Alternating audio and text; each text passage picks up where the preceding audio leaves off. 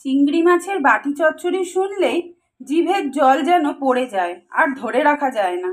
যদি একটাই লাঞ্চ করি সেদিন 12টার থেকে খিদে পেয়ে যায়, কখন খাবো, কখন হবে বাটি চচ্চড়িটা। তোমরাও কিন্তু এইভাবে বানিয়ে খাও, দেখো আর অন্য কোনো পদই তোমরা বানাতে চাইবে না, খালি মনে হবে এটাই বানিয়ে খাই। সঙ্গে থাকো, দেখো কিভাবে বানাচ্ছি। নমস্কার বন্ধুরা, আমাদের রান্নাঘরে তোমাদের স্বাগত। আজ তোমাদের চিংড়ি মাছের বাটি চচ্চড়ি করে দেখাবো। দেখো আমি কিরকম ভাবে করি। বাটি চচ্চড়ি করার জন্য চিংড়ি মাছগুলো আগে থেকেই ধুয়ে বেছে পরিষ্কার করে রেখেছি। ডুমো ডুমো করে আলু, পেঁয়াজ, টমেটো আর কাঁচা লঙ্কা কুচিয়ে নিয়েছি। সর্ষের তেল দিয়ে দিলাম কড়াইতে, চিংড়ি মাছগুলো ভেজে নেব। নুন, হলুদ,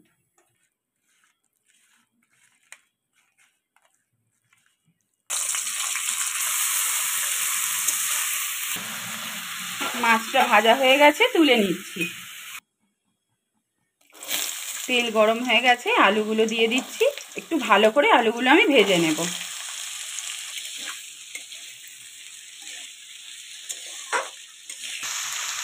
নুন দিয়ে দিলাম, হলুদ গুঁড়ো। আলুটা ভাজা হয়ে গেছে, তুলে নিচ্ছি আমি। তেলের মধ্যে পেঁয়াজগুলো দিয়ে দিচ্ছি।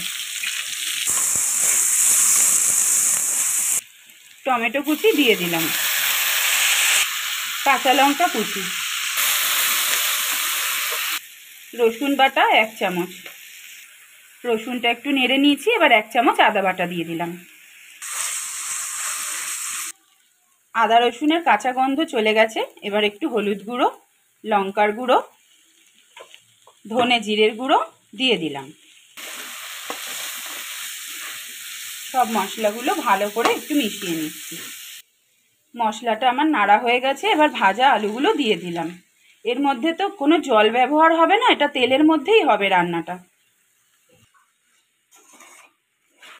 স্বাদ মতো লবণ দিয়ে দিলাম, সামান্য একটু চিনি। এবার ভাজা চিংড়িগুলো দিয়ে দিলাম। এই চিংড়ি মাছের বাটি চচ্চড়িটা 2 রকমভাবে হয়। আমি যেভাবে করছি এটা আমার দিদিমার থেকে শেখা।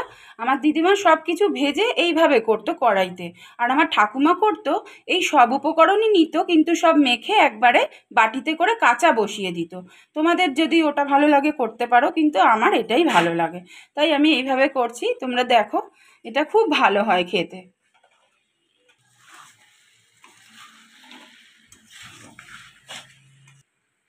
গরম মশলার গুঁড়ো দিয়ে দিলাম।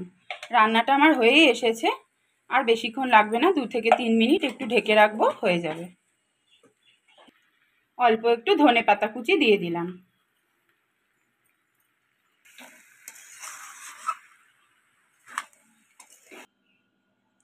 রান্নাটা আমার হয়ে গেছে, দেখো।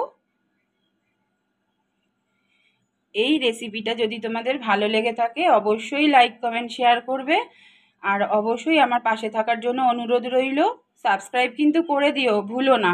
আমাদের রান্নাঘর থেকে আজ এটুকুই, আবার খুব শিগগিরই অন্য একটি রান্না নিয়ে দেখা হচ্ছে।